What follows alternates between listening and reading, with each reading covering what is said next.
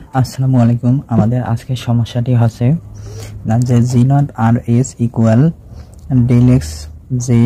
By del x not r into del x K by del x not S G J K n সমান 3 metric টেনশনটির পদগুলি নির্ণয় করো। তাহলে আমাদের এখানে একটা এটি এই অংশটুকু আছে আমাদের একটা ম্যাট্রিক্স রূপান্তর দিছে, অর্থাৎ দুই মাত্রার সহজসরল টেনশনের এখানে একটা ম্যাট্রিক্স রূপান্তর দিছে। দেওয়ার পরে বলছে হলো n সমান 3, অর্থাৎ n সমান 3 মেট্রিক টেনশনটির পদগুলো নির্ণয় করো। অর্থাৎ n সমান 3 এর জন্য এই ম্যাট্রিক্সের আমাদের কতগুলো পদ হবে সেটি নির্ণয় করতে হবে। তাহলে আমরা এখন সমাধান দেখব। আমরা প্রথমে লিখব যে দেওয়া আছে জি নট আর এস সমান del x J by del x not R del x K by del x not S G J K N equal 3। তাহলে আমরা প্রথমে লিখলাম দেওয়া আছে যে আমাদের এখানে যে ম্যাট্রিক্স রূপান্তরটা দেওয়া আছে আমরা এখানে সেটি লিখলাম। এখন যদি আমরা এইখানে যদি যে n সমান 3 এর জন্য এর পদগুলো হবে n সমান 3 এর জন্য পদগুলো হবে আমার এখানে যদি আমরা n এর মান 3 বসাই, অর্থাৎ 3 বসাইলে আমার পদগুলো কি হবে আমাদের এখানে আপনারা মনে রাখবেন, যদি আমরা n সমান 3 বসাই 3 এর জন্য এই ম্যাট্রিক্স রূপান্তরের পদ হবে মোট 9টা। n সমান 3 এর জন্য এই রূপান্তরটার এই ম্যাট্রিক টেনশন রূপান্তরটির পদ হবে 9টা, আর পদগুলো হবে এখানে আছে নট আছে। তাহলে এই আর এস এর মান হবে প্রথমে G11, তারপরে হবে G012, তারপরে হবে G013, তারপরে হবে G021, তারপরে হবে G022, তারপরে হবে G023, তারপরে হবে G031, তারপরে হবে G032 এবং তারপরে হবে G033। তাহলে আমরা এখন লিখব যে n সমান 3 এর জন্য 1 এর পদগুলি হলো। তাহলে আমরা কি বললাম যে এখানে আমরা যদি আর এস এর মান আমরা এখন এখানে বসাবো n সমান 3 এর জন্য। তাহলে আমার প্রথম পদটা হবে G011,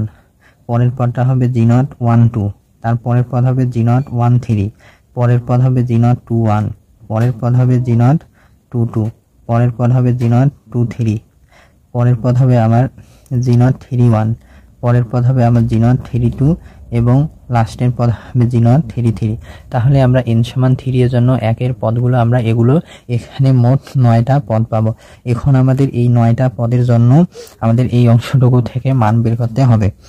তাহলে আমরা যদি এখন এখানে আছে G011, তাহলে এই 11 যদি আমরা এই আর এস এ বসাই, এই 11 আমরা এখন আর এস এ বসাবো। তাহলে আর এস এ বসাইলে আমরা প্রথমটা পাবো হলো G011, অর্থাৎ আমরা প্রথমে এইটার মান বের করব আর বাকি যে পদগুলো থাকবে ওই পদগুলোকে আমরা দেখাবো অনুরূপভাবে অন্য পদগুলো নির্ণয় করা যায়। তাহলে আমরা প্রথমে যে এই পদটা এখন বের করব। তাহলে আমরা এখন লিখি অতএব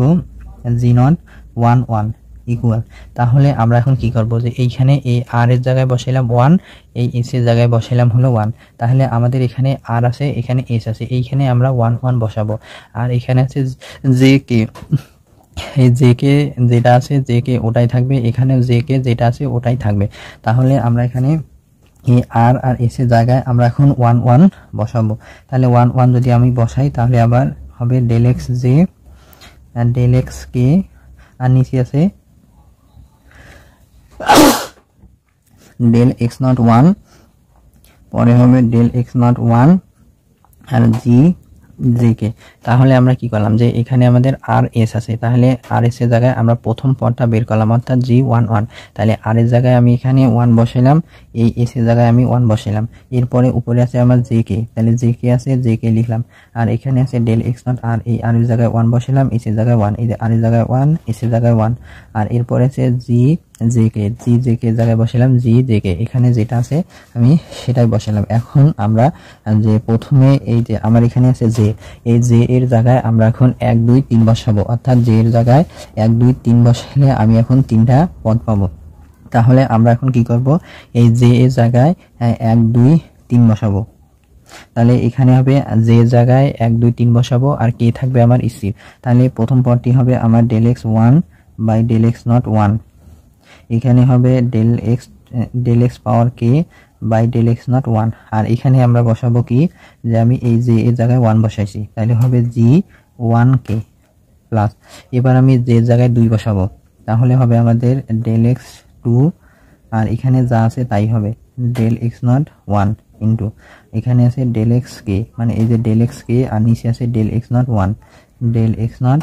1 আর এখানে হবে এই যে জায়গায় আমি 2 বসাইছি তাহলে এটা হবে জি 2k প্লাস তাহলে এবার 2 বসাইলাম এবার আমরা এই যে জায়গায় 3 বসাবো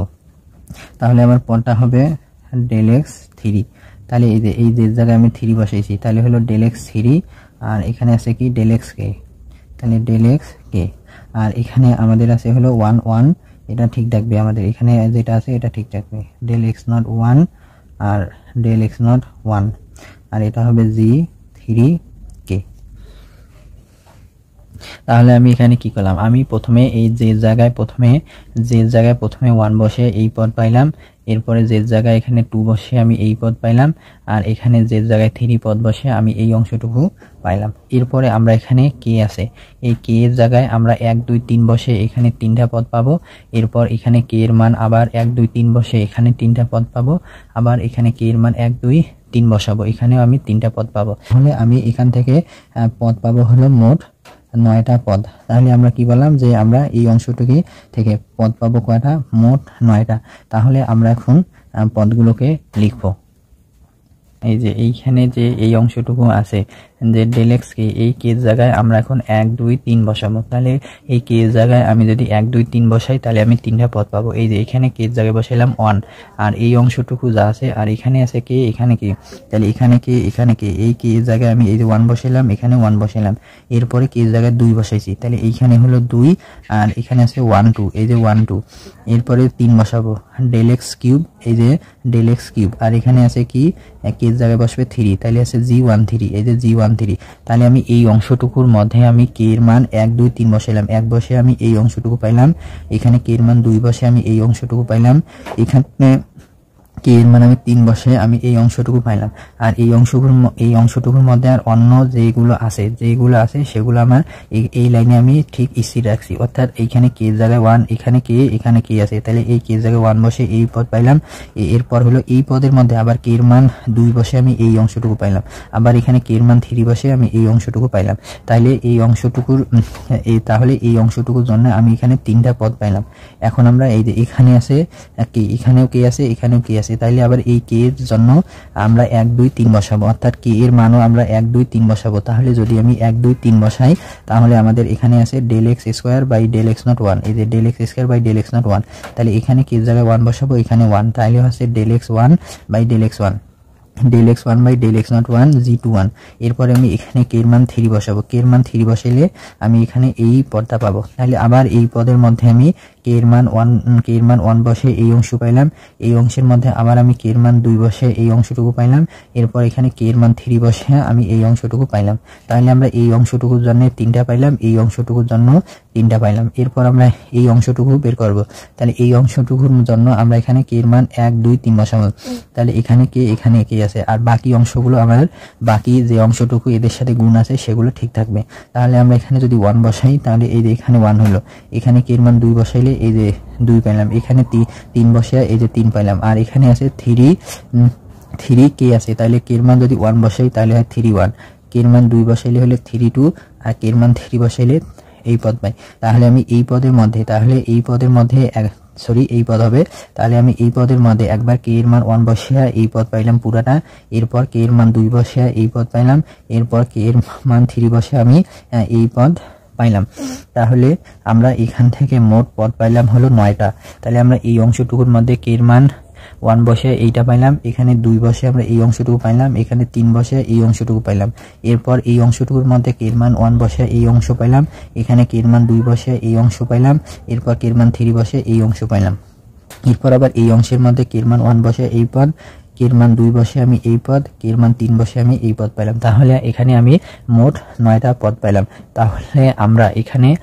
জি0 1 1 এর জন্য আমি মোট পদ কয়টা পাইলাম 9টা পাইলাম আবার অনুরূপভাবে এই আমার এই বাকি যে পদগুলো আছে এই প্রত্যেকটা পদের জন্য আমি আরো 9টা